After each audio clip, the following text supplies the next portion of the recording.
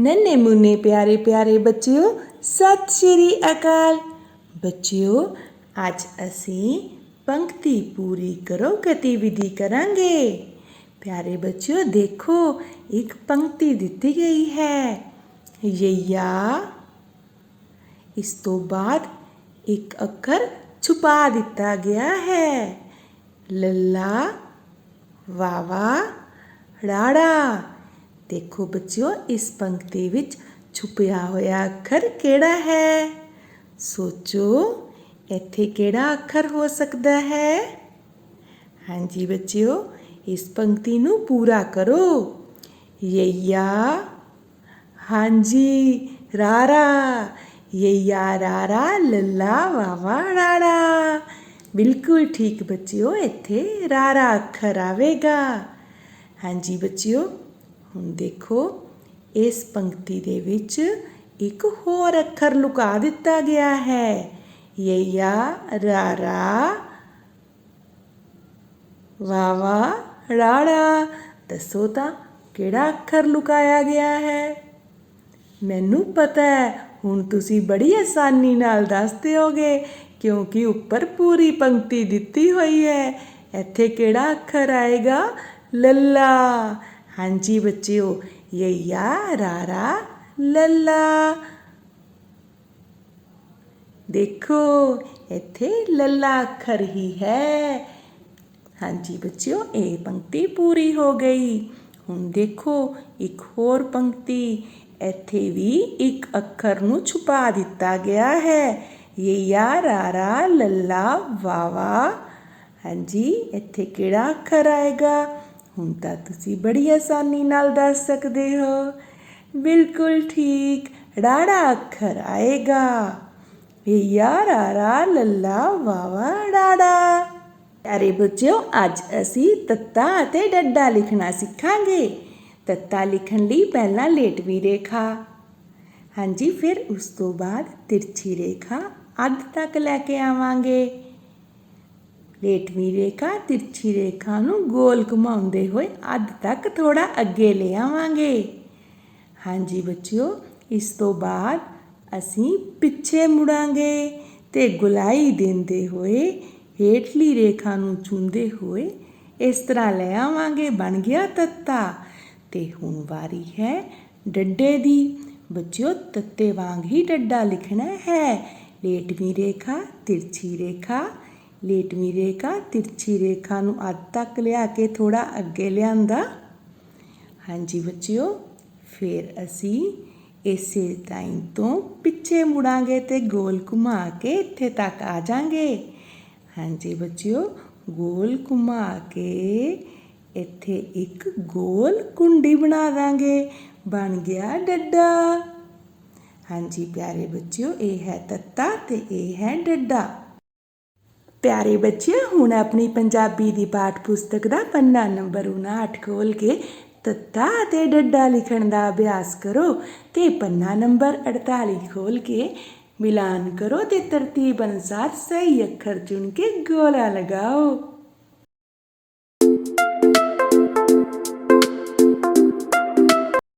सत श्री अकाल प्यारे बच्चियों आज आपां हत्थ दीआं उंगलां दे नाल 5 तक दा जोड़ तोड़ करना सीखांगे। देखो बच्चियों एक उंगल, एक होर उंगल हो गईयां 2 उंगलां। एक उंगल सी पहला, एक होर हो गईयां 2 उंगलां। 2 उंगलां, एक होर उंगल हो गईयां 3 उंगलां। 2 उंगलां सी, एक होर हो गईयां हाँ जी 3 उंगलां। 3 उंगलां, एक होर उंगल हो गईयां 4 उंगलां। 3 उंगलां सी पहला, एक होर हो गईयां 4 ਉਂਗਲਾਂ 4 ਉਂਗਲਾਂ एक होर ਉਂਗਲ हो गईयां 5 ਉਂਗਲਾਂ 4 ਉਂਗਲਾਂ एक होर ਉਂਗਲ हो गईयां 5 ਉਂਗਲਾਂ देखो बच्चों 5 ਉਂਗਲਾਂ एक ਉਂਗਲ मुड़ गई रह गईयां 4 ਉਂਗਲਾਂ 5 ਉਂਗਲਾਂ एक ਉਂਗਲ मोड़ी रह गईयां 4 ਉਂਗਲਾਂ 4 ਉਂਗਲਾਂ एक ਉਂਗਲ मोड़ी रह गईयां 3 ਉਂਗਲਾਂ 4 ਉਂਗਲਾਂ एक ਉਂਗਲ मोड़ी रह गईयां 3 ਉਂਗਲਾਂ 3 ਉਂਗਲਾਂ एक ਉਂਗਲ मोड़ी रह गईयां 2 ਉਂਗਲਾਂ 3 ਉਂਗਲਾਂ एक ਉਂਗਲ मोड़ी रह गईयां 2 ਉਂਗਲਾਂ 2 ਉਂਗਲਾਂ एक ਉਂਗਲ मोड़ी रह गईयां एक ਉਂਗਲ 2 ਉਂਗਲਾਂ एक ਉਂਗਲ मोड़ी रह गईयां एक ਉਂਗਲ एक ਉਂਗਲ एक ਉਂਗਲ मोड़ी रह गईयां 0 एक ਉਂਗਲ एक ਉਂਗਲ मोड़ी रह गईयां 0। ਬੱਚਿਓ ਅੱਜ ਆਪਾਂ ਹੱਥ ਦੀਆਂ ਉਂਗਲਾਂ ਦੇ ਨਾਲ ਸਿੱਖਿਆ ਹੈ 1 ਜਮਾ 1 ਬਰਾਬਰ 2 2 ਜਮਾ 1 ਬਰਾਬਰ 3 3 ਜਮਾ 1 ਬਰਾਬਰ 4 4 ਜਮਾ 1 ਬਰਾਬਰ 5 ਪੰਜਾਂ ਵਿੱਚੋਂ 1 ਘਟਾਇਆ ਬਰਾਬਰ 4 ਚਾਰਾਂ ਵਿੱਚੋਂ 1 ਘਟਾਇਆ ਬਰਾਬਰ 3 ਤਿੰਨਾਂ ਵਿੱਚੋਂ 1 ਘਟਾਇਆ ਬਰਾਬਰ 2 ਦੋਆਂ ਵਿੱਚੋਂ 1 ਘਟਾਇਆ ਬਰਾਬਰ 1 1 ਵਿੱਚੋਂ 1 ਘਟਾਇਆ ਬਰਾਬਰ 0। ਪਿਆਰੇ ਬੱਚਿਓ ਘਰ ਦੇ ਵਿੱਚ ਵੀ ਤੁਸੀਂ ਆਪਣੀਆਂ ਹੱਥ ਦੀਆਂ ਉਂਗਲਾਂ ਦੇ ਨਾਲ ਇਸ ਤਰ੍ਹਾਂ 5 ਤੱਕ ਦੇ ਜੋੜ ਤੋੜ ਦਾ ਅਭਿਆਸ ਕਰਨਾ ਹੈ। ਧੰਨਵਾਦ।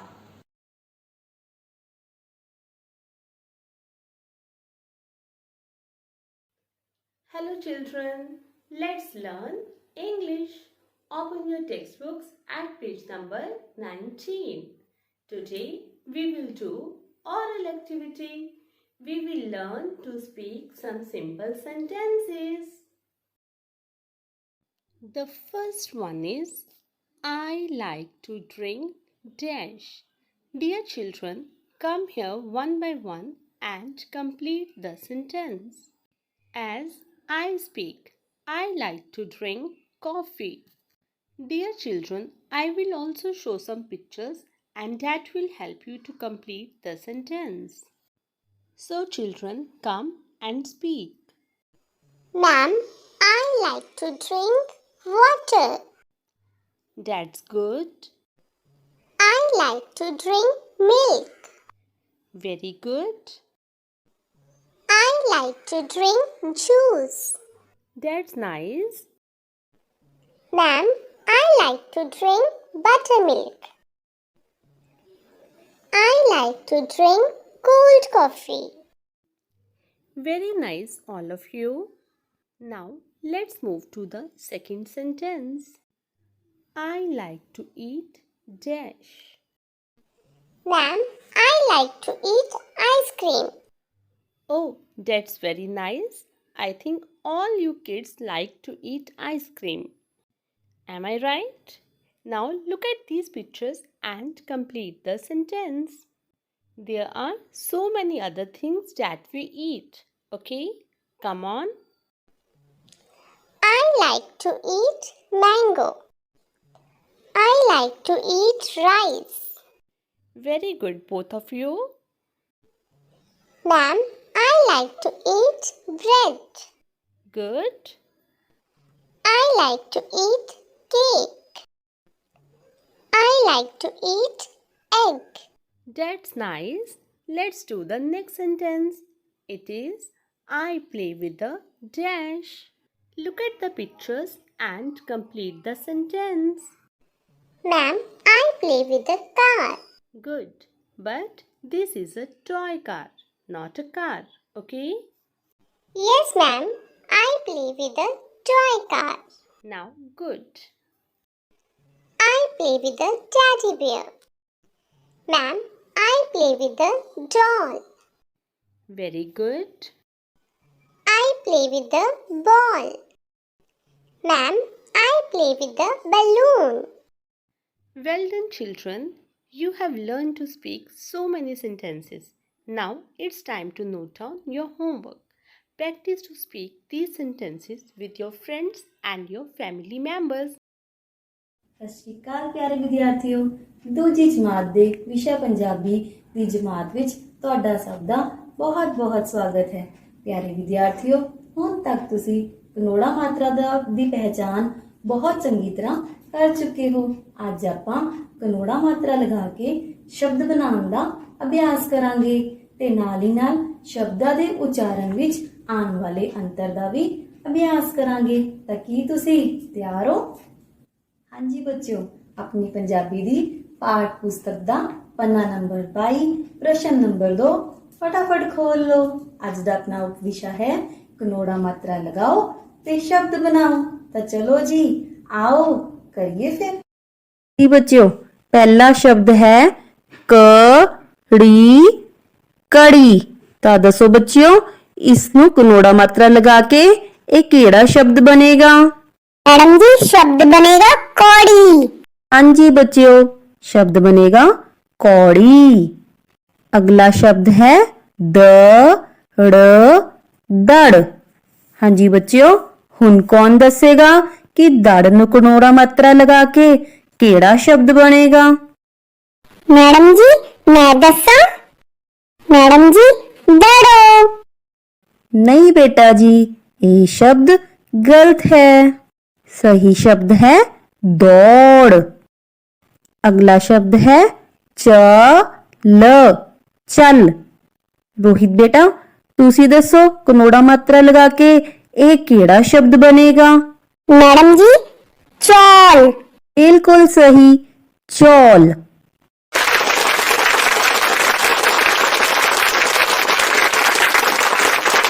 अगला शब्द है कण।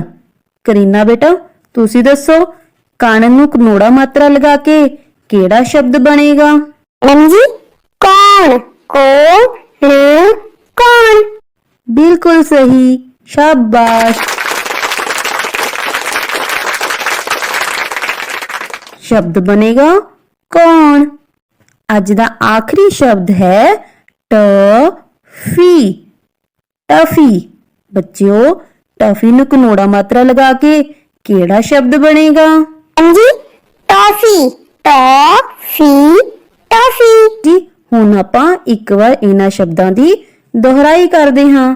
पहला शब्द है कड़ी। कड़ी तो शब्द बनिया कौड़ी। अगला शब्द है दड़ तो बनिया दौड़। अगला शब्द है चल। कनोड़ा मात्रा लगा के बनिया चौल। अगला शब्द है कण। कनोड़ा मात्रा लगा के बनिया कौन। आखिरी शब्द है टफी। टॉफी। ਹੁਣ ਵਾਰੀ ਆਈ ਘਰ ਦੇ ਕੰਮ ਦੀ। ਪਿਆਰੇ ਵਿਦਿਆਰਥੀਓ, ਤੁਸੀਂ ਸਕਰੀਨ ਤੇ ਲਿਖੇ ਇਹਨਾਂ ਸ਼ਬਦਾਂ ਤੇ ਕਨੋੜਾ ਮਾਤਰਾ ਲਗਾ ਕੇ ਸ਼ਬਦ ਬਣਾਉਣ ਦਾ ਅਭਿਆਸ ਕਰਨਾ ਹੈ। ਧੰਨਵਾਦ ਜੀ।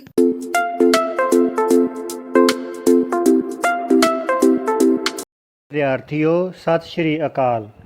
ਅੱਜ ਅਸੀਂ ਜਮਾਤ ਦੂਸਰੀ ਵਿਸ਼ਾ ਗਣਿਤ ਵਿੱਚ ਪੰਨਾ ਨੰਬਰ 30 ਉੱਪਰ ਸਵਾਲ ਨੰਬਰ 2 ਸਭ ਤੋਂ ਛੋਟੀ ਸੰਖਿਆ ਫੁੱਲ ਦੇ ਵਿਚਕਾਰ ਲਿਖੋ ਨੂੰ ਹੱਲ ਕਰਨਾ ਸਿੱਖਾਂਗੇ।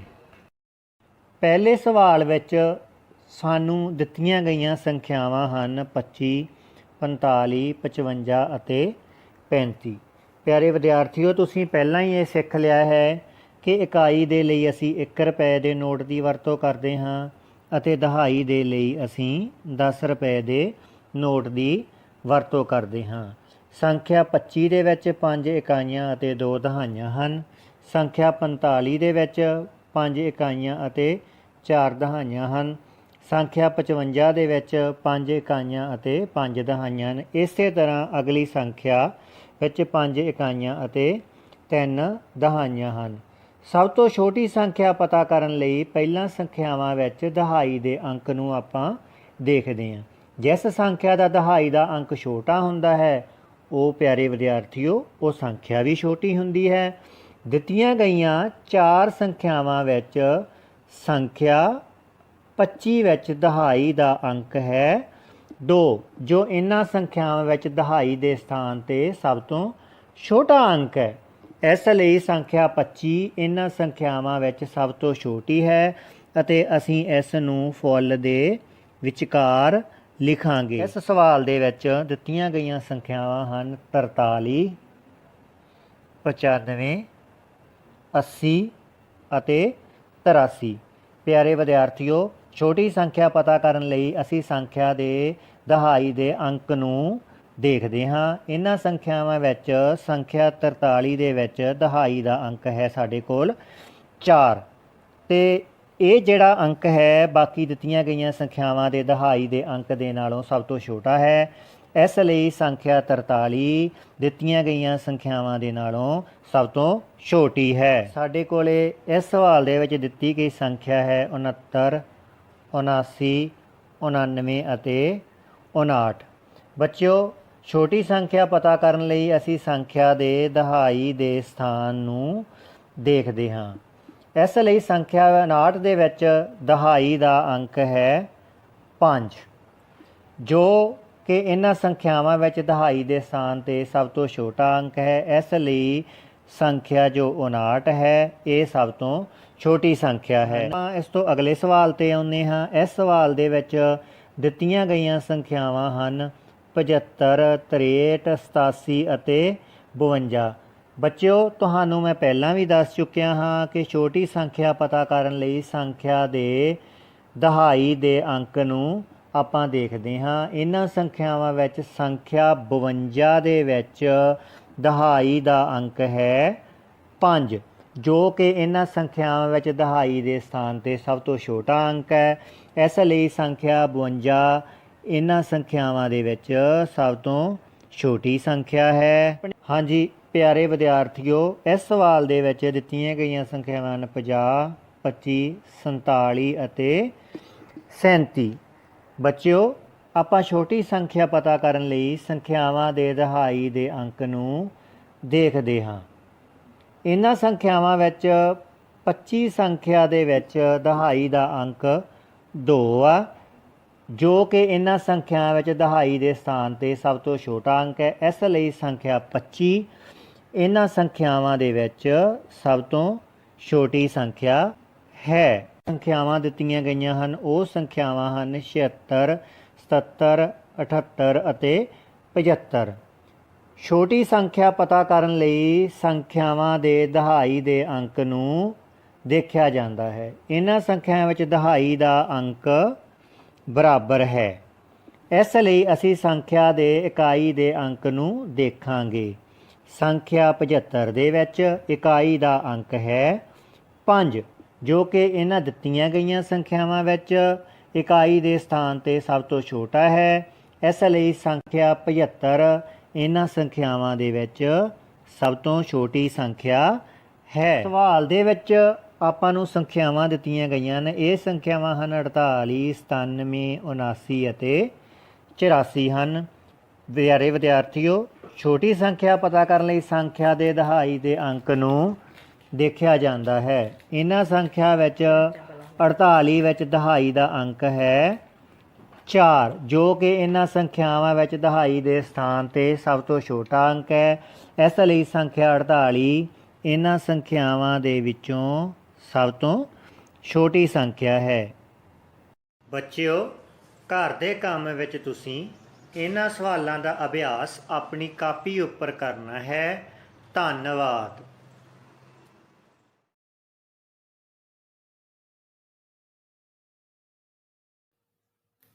Hello, dear children. We have learned so many words with vowel sound A. So, you are capable of reading and writing such words.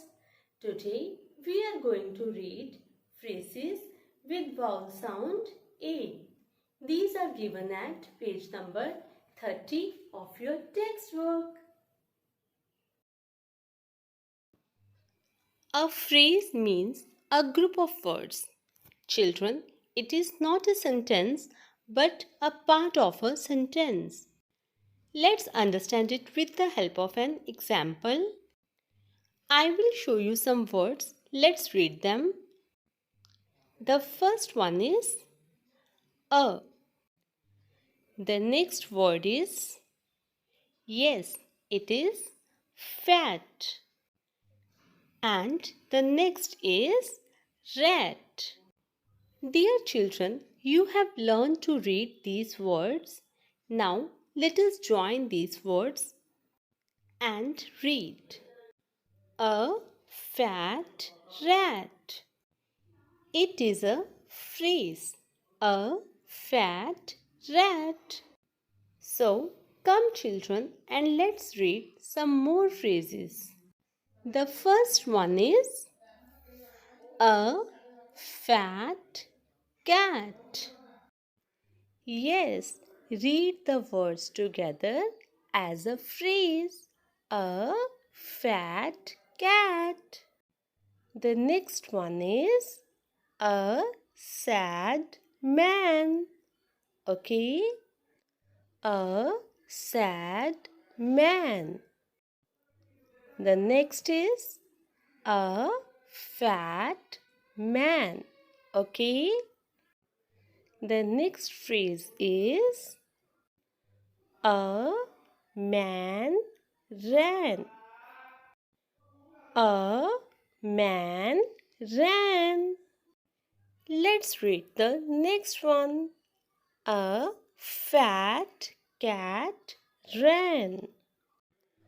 A fat cat ran.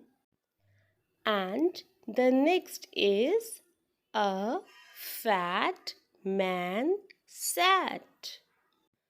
A fat man sat. Dear children, today we have learned to read phrases with vowel sound A. And now it's time to note down your homework. Read these phrases and note them in your notebook.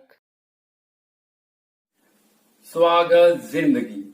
ਪਿਆਰੇ ਬੱਚਿਓ, ਹੁਣ ਤੱਕ ਤੁਸੀਂ ਨੈਤਿਕ ਕਦਰਾਂ ਕੀਮਤਾਂ ਤਹਿਤ ਸਮੇਂ ਦੀ ਸਹੀ ਵਰਤੋਂ ਕਰਨ ਬਾਰੇ ਚੰਗੀ ਤਰ੍ਹਾਂ ਜਾਣ ਲਿਆ ਹੈ। ਉਮੀਦ ਹੈ ਤੁਸੀਂ ਸਮੇਂ ਦੀ ਸਹੀ ਵਰਤੋਂ ਕਰਨੀ ਸ਼ੁਰੂ ਕਰ ਦਿੱਤੀ ਹੋਵੇਗੀ। ਆਓ ਅੱਜ ਆਪਾਂ ਸਮੇਂ ਦੀ ਪਾਬੰਦੀ ਦੀ ਮਹੱਤਤਾ ਬਾਰੇ ਜਾਣੀਏ। ਪਿਆਰੇ ਬੱਚਿਓ, ਤੁਸੀਂ ਆਪਣੇ ਨਾਲ ਦੇ ਸਾਥੀਆਂ ਨੂੰ ਦੇਖੋ ਕਿ ਉਹ ਅੱਧੀ ਛੁੱਟੀ ਦੀ ਘੰਟੀ ਵੱਜਣ ਤੋਂ ਬਾਅਦ ਹੀ ਹਾਜ਼ਰ ਹੋ ਗਏ ਹਨ। ਮਾਸਟਰ ਜੀ, ਅਜੇ ਜਸਪ੍ਰੀਤ ਨਹੀਂ ਆਇਆ। ਮਾਸਟਰ ਜੀ, ਕੀ ਮੈਂ ਅੰਦਰ ਆ ਸਕਦਾ ਹਾਂ? ਆਜੋ ਪੁੱਤਰ ਆਜੋ। ਤੁਹਾਡੇ ਨਾਲ ਦੇ ਸਾਰੇ ਸਾਥੀ ਘੰਟੀ ਵੱਜਣ ਤੋਂ ਬਾਅਦ ਕਲਾਸ ਵਿੱਚ ਸਮੇਂ ਨਾਲ ਆ ਗਏ ਸੀ। ਤੁਸੀਂ ਕਿੱਥੇ ਰਹਿ ਗਏ ਸੀ? ਮਾਸਟਰ ਜੀ, ਮੈਂ ਸੋਚਿਆ ਕਿ ਮੈਂ ਕੁਝ ਹੋਰ ਸਮਾਂ ਖੇਡ ਲਵਾਂ। ਨਹੀਂ ਪੁੱਤਰ, ਸਾਨੂੰ ਸਾਰਿਆਂ ਨੂੰ ਸਮੇਂ ਦਾ ਪਾਬੰਦ ਹੋਣਾ ਚਾਹੀਦਾ ਹੈ। ਤੁਹਾਡੇ ਦੇਰ ਨਾਲ ਆਉਣ ਕਾਰਨ ਮੈਂ ਬੱਚਿਆਂ ਨੂੰ ਸਮੇਂ ਨਾਲ ਪੜ੍ਹਾ ਨਹੀਂ ਸਕਿਆ। ਸਮੇਂ ਦੀ ਪਾਬੰਦੀ ਨਾਲ ਸੰਬੰਧਿਤ ਤੁਹਾਨੂੰ ਮੈਂ ਇੱਕ ਛੋਟੀ ਜਿਹੀ ਕਹਾਣੀ ਸੁਣਾਉਣਾ, ਜਿਸ ਤੋਂ ਤੁਹਾਨੂੰ ਸਮੇਂ ਦਾ ਪਾਬੰਦ ਹੋਣ ਦੀ ਪ੍ਰੇਰਨਾ ਮਿਲੇਗੀ। ਸੋਹਣ ਅਤੇ ਸਿਮਰਨ ਦੋਨੋਂ ਭੈਣ ਭਰਾ ਇੱਕੋ ਜਮਾਤ ਵਿੱਚ ਪੜ੍ਹਦੇ ਸਨ। ਸਿਮਰਨ ਸਮੇਂ ਦੀ ਪਾਬੰਦ ਸੀ, ਪਰ ਸੋਹਣ ਬਿਲਕੁਲ ਵੀ ਸਮੇਂ ਦਾ ਪਾਬੰਦ ਨਹੀਂ ਸੀ। ਉਸਦੇ ਮਾਤਾ-ਪਿਤਾ ਹਮੇਸ਼ਾ ਹੀ ਸੋਹਣ ਨੂੰ ਸਮੇਂ ਦੀ ਪਾਬੰਦੀ ਬਾਰੇ ਸਮਝਾਉਂਦੇ ਰਹਿੰਦੇ, ਪਰ ਉਹ ਉਹਨਾਂ ਦੀ ਗੱਲ ਵੱਲ ਬਿਲਕੁਲ ਵੀ ਧਿਆਨ ਨਹੀਂ ਸੀ ਦਿੰਦਾ। ਤੇ ਆਖਰ ਜਦੋਂ ਸਾਲ ਦੇ ਅੰਤ ਵਿੱਚ ਉਹਨਾਂ ਦੀ ਜਮਾਤ ਦਾ ਨਤੀਜਾ ਆਇਆ ਤਾਂ ਸਿਮਰਨ ਆਪਣੀ ਕਲਾਸ ਵਿੱਚ ਅਵਲ ਆਈ, ਪਰ ਸੋਹਣ ਦੀ ਕੋਈ ਪੋਜੀਸ਼ਨ ਨਾ ਆਉਣ ਕਾਰਨ ਉਹ ਬਹੁਤ ਉਦਾਸ ਹੋਇਆ ਤੇ ਅੱਗੋਂ ਤੋਂ ਹਰੇਕ ਕੰਮ ਸਮੇਂ ਸਿਰ ਕਰਨ ਦਾ ਪ੍ਰਣ ਲਿਆ। ਸੋ ਪਿਆਰੇ ਬੱਚਿਓ, ਤੁਸੀਂ ਵੀ ਇਹ ਪ੍ਰਣ ਕਰੋ ਕਿ ਤੁਸੀਂ ਸਾਰੇ ਸਮੇਂ ਦੇ ਪਾਬੰਦ ਬਣੋਗੇ ਤਾਂ ਜੋ ਜ਼ਿੰਦਗੀ ਵਿੱਚ ਹਰੇਕ ਤਰ੍ਹਾਂ ਦੀ ਸਫਲਤਾ ਪ੍ਰਾਪਤ ਕਰ ਸਕੋ। ਮਾਸਟਰ ਜੀ, ਹੁਣ ਮੈਂ ਸਮੇਂ ਦਾ ਪਾਬੰਦ ਬਣਾਂਗਾ। ਸ਼ਾਬਾਸ਼ ਬੱਚਿਓ, ਹੁਣ ਤੁਸੀਂ ਸਾਰਿਆਂ ਨੇ ਸਮੇਂ ਦਾ ਪਾਬੰਦ ਬਣਨਾ ਹੈ। ਬੱਚਿਓ, ਜੋ ਅੱਜ ਤੁਸੀਂ ਸਮੇਂ ਦੀ ਪਾਬੰਦੀ ਬਾਰੇ ਕਹਾਣੀ ਸੁਣੀ ਹੈ, ਮੈਨੂੰ ਪੂਰੀ ਉਮੀਦ ਹੈ ਕਿ ਤੁਹਾਨੂੰ ਇਸ ਦੀ ਚੰਗੀ ਤਰ੍ਹਾਂ ਸਮਝ ਆ ਗਈ ਹੋਵੇਗੀ। ਹਾਂਜੀ ਮਾਸਟਰ ਜੀ, ਇਸ ਕਹਾਣੀ ਤੋਂ ਅਸੀਂ ਸਮੇਂ ਦਾ ਪਾਬੰਦ ਬਣਨ ਬਾਰੇ ਜਾਣਿਆ ਹੈ ਕਿ ਸਾਨੂੰ ਸਿਮਰਨ ਦੀ ਤਰ੍ਹਾਂ ਹਰ ਕੰਮ ਸਮੇਂ ਸਿਰ ਕਰਨਾ ਚਾਹੀਦਾ ਹੈ, ਤਾਂ ਹੀ ਅਸੀਂ ਜ਼ਿੰਦਗੀ ਵਿੱਚ ਸਫਲ ਹੋ ਪਾਵਾਂਗੇ। ਸ਼ਾਬਾਸ਼, ਬਿਲਕੁਲ ਸਹੀ ਕਿਹਾ ਬੱਚਿਓ। ਹੁਣ ਤੁਸੀਂ ਘਰ ਜਾ ਕੇ ਆਪਣੀਆਂ ਕਾਪੀਆਂ ਤੇ ਇੱਕ ਸਮਾਂ ਸਾਰਣੀ ਬਣਾਉਣੀ ਹੈ ਤੇ ਆਪਣੇ ਸਾਰੇ ਦਿਨ ਦੇ ਕੰਮ ਉਸ ਸਮਾਂ ਸਾਰਣੀ ਮੁਤਾਬਕ ਸਮੇਂ ਅਨੁਸਾਰ ਕਰਨੇ ਹਨ, ਜਿਸ ਨਾਲ ਤੁਹਾਨੂੰ ਸਮੇਂ ਦਾ ਪਾਬੰਦ ਬਣਨ ਵਿੱਚ ਮਦਦ ਮਿਲੇਗੀ।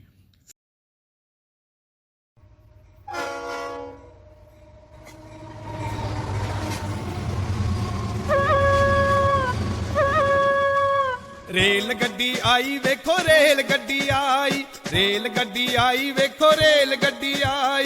ਗੱਡੀ ਅਸੀਂ ਸਾਰਿਆਂ ਨੇ ਆਪ ਹੀ ਬਣਾਈ, ਗੱਡੀ ਅਸੀਂ ਸਾਰਿਆਂ ਨੇ ਆਪ ਹੀ ਬਣਾਈ।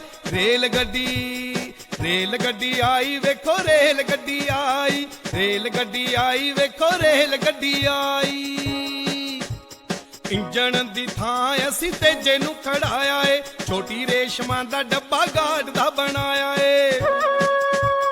ਇੰਜਣ ਦੀ ਥਾਂ ਅਸੀਂ ਤੇਜੇ ਨੂੰ ਖੜਾਇਆ ਏ, ਛੋਟੀ ਰੇਸ਼ਮਾਂ ਦਾ ਡੱਬਾ ਗਾਰਡ ਦਾ ਬਣਾਇਆ ਏ। ਰੇਲ ਗੱਡੀ ਆਈ ਸਾਡੀ ਰੇਲ ਗੱਡੀ ਆਈ, ਰੇਲ ਗੱਡੀ ਆਈ ਵੇਖੋ ਰੇਲ ਗੱਡੀ ਆਈ। ਉਹਨਾਂ ਦੇ ਵਿਚਾਲੇ ਆਏ ਵਿੱਕੀ ਅਵਤਾਰ, ਉਹਨਾਂ ਪਿੱਛੇ ਲਈ ਅਸੀਂ ਦੇਵਕੀ ਖਲਾਰ। ਉਹਨਾਂ ਦੇ ਵਿਚਾਲੇ ਆਏ ਵਿੱਕੀ ਅਵਤਾਰ, ਉਹਨਾਂ ਪਿੱਛੇ ਲਈ ਅਸੀਂ ਦੇਵਕੀ ਖਲਾਰ। ਰੇਲ ਗੱਡੀ ਆਈ ਸਾਡੀ ਰੇਲ ਗੱਡੀ ਆਈ, ਰੇਲ ਗੱਡੀ ਆਈ ਸਾਡੀ ਰੇਲ ਗੱਡੀ ਆਈ। ਦੇਵਕੀ ਦੇ ਪਿੱਛੇ ਗਈ ਮਿੰਦਰੋ ਖਿਲਾਰੀ, ਫੇਰ ਜਾ ਕੇ ਆਈ ਕਿਤੇ ਰੌਣਕੀ ਦੀਵਾਰੀ। ਦੇਵਕੀ ਦੇ ਪਿੱਛੇ ਗਈ ਮਿੰਦਰੋ ਖਿਲਾਰੀ, ਫੇਰ ਜਾ ਕੇ ਆਈ ਕਿਤੇ ਰੌਣਕੀ ਦੀਵਾਰੀ। ਰੇਲ ਗੱਡੀ ਆਈ ਸਾਡੀ ਰੇਲ ਗੱਡੀ ਆਈ, ਰੇਲ ਗੱਡੀ ਆਈ ਸਾਡੀ ਰੇਲ ਗੱਡੀ ਆਈ। ਜਦੋਂ ਅਸੀਂ ਫੜੇ ਇੱਕ ਦੂਸਰੇ ਦੇ ਝੱਗੇ, ਬਣੇਗੀ ਕਤਾਰ ਸਾਡੀ ਗੱਡੀ ਵਾਂਗ ਲੱਗੇ। ਜਦੋਂ ਅਸੀਂ ਫੜੇ ਇੱਕ ਦੂਸਰੇ ਦੇ ਝੱਗੇ, ਬਣੇਗੀ ਕਤਾਰ ਸਾਡੀ ਗੱਡੀ ਵਾਂਗ ਲੱਗੇ। ਜਦੋਂ ਅਸੀਂ ਫੜੇ ਇੱਕ ਦੂਸਰੇ ਦੇ ਝੱਗੇ, ਬਣੇਗੀ ਕਤਾਰ ਸਾਡੀ ਗੱਡੀ ਵਾਂਗ ਲੱਗੇ। ਰੇਲ ਗੱਡੀ ਆਈ ਸਾਡੀ ਰੇਲ ਗੱਡੀ ਆਈ, ਰੇਲ ਗੱਡੀ ਆਈ ਵੇਖੋ ਰੇਲ ਗੱਡੀ ਆਈ। ਗੱਡੀ ਵਾਂਗ ਸਾਰਿਆਂ ਨੇ ਛੁਕ ਲਾਈ, ਖੇਡ ਦੇ ਮੈਦਾਨ ਵਿੱਚ ਰੇਲ ਗੱਡੀ ਆਈ। ਗੱਡੀ ਵਾਂਗ ਸਾਰਿਆਂ ਨੇ ਛੁਕ ਲਾਈ, ਖੇਡ ਦੇ ਮੈਦਾਨ ਵਿੱਚ ਰੇਲ ਗੱਡੀ ਆਈ। ਰੇਲ ਗੱਡੀ ਆਈ ਸਾਡੀ ਰੇਲ ਗੱਡੀ ਆਈ, ਰੇਲ ਗੱਡੀ ਆਈ ਸਾਡੀ ਰੇਲ ਗੱਡੀ ਆਈ। ਗਾਰਡ ਬਣ ਰੇਸ਼ਮਾ ਨੇ ਝੰਡੀ ਨੂੰ ਹਿਲਾਇਆ, ਫੂਕ ਮਾਰ ਤੇਜੇ ਨੇ ਗੱਡੀ ਨੂੰ ਭਜਾਇਆ। ਗਾਰਡ ਬਣ ਰੇਸ਼ਮਾ ਨੇ ਝੰਡੀ ਨੂੰ ਹਿਲਾਇਆ, ਫੂਕ ਮਾਰ ਤੇਜੇ ਨੇ ਗੱਡੀ ਨੂੰ ਭਜਾਇਆ। ਰੇਲ ਗੱਡੀ ਆਈ ਰੇਲ ਗੱਡੀ ਆਈ, ਰੇਲ ਗੱਡੀ ਆਈ ਵੇਖੋ ਰੇਲ ਗੱਡੀ ਆਈ। ਤੇਜੇ ਪਿੱਛੇ ਦੌੜੇ ਸਾਰੇ ਬੱਚਿਆਂ ਦੇ ਡੱਬੇ, ਰੀੜੇ ਜਾਣ ਸਾਰੇ ਹਜੋਕਾ ਵੀ ਨਾ ਲੱਗੇ। ਤੇਜੇ ਪਿੱਛੇ ਦੌੜੇ ਸਾਰੇ ਬੱਚਿਆਂ ਦੇ ਡੱਬੇ, ਰੀੜੇ ਜਾਣ ਸਾਰੇ ਹਜੋਕਾ ਵੀ ਨਾ ਲੱਗੇ। ਰੇਲ ਗੱਡੀ ਆਈ ਸਾਡੀ ਰੇਲ ਗੱਡੀ ਆਈ, ਰੇਲ ਗੱਡੀ ਆਈ ਵੇਖੋ ਰੇਲ ਗੱਡੀ ਆਈ, ਰੇਲ ਗੱਡੀ ਆਈ ਵੇਖੋ ਰੇਲ ਗੱਡੀ ਆਈ।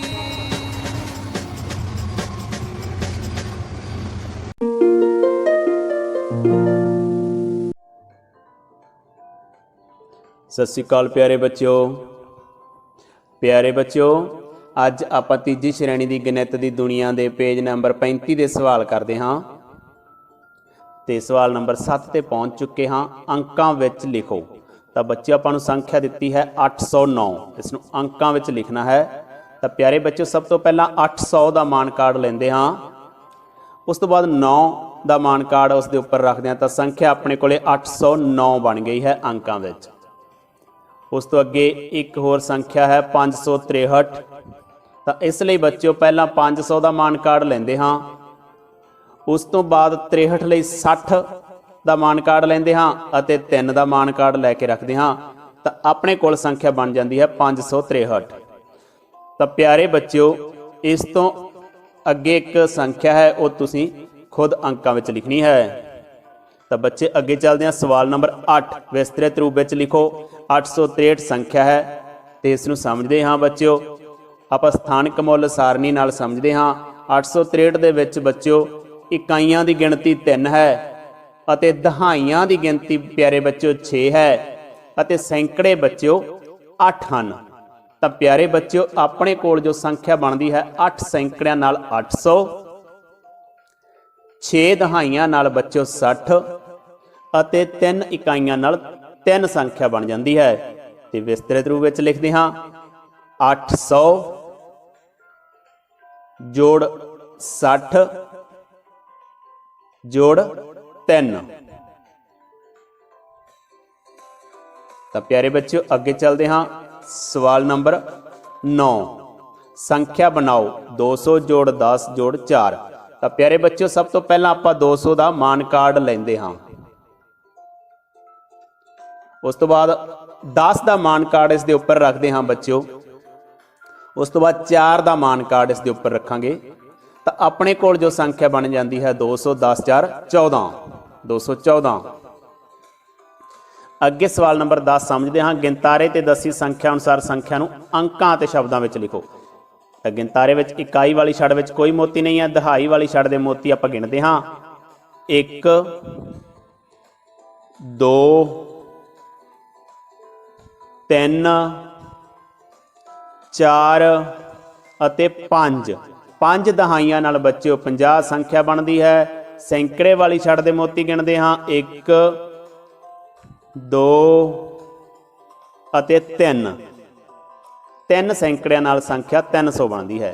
ਤਾਂ ਪਿਆਰੇ ਬੱਚਿਓ ਅੰਕਾਂ ਵਿੱਚ ਸੰਖਿਆ ਲਿਖਾਂਗੇ ਆਪਾਂ 3 ਸੈਂਕੜੇ 300, 5 ਦਹਾਈਆਂ 50। ਤਾਂ ਸੰਖਿਆ 350 ਬਣ ਜਾਂਦੀ ਹੈ। ਸ਼ਬਦਾਂ ਵਿੱਚ ਵੀ ਲਿਖਦੇ ਹਾਂ ਪਿਆਰੇ ਬੱਚਿਓ 350।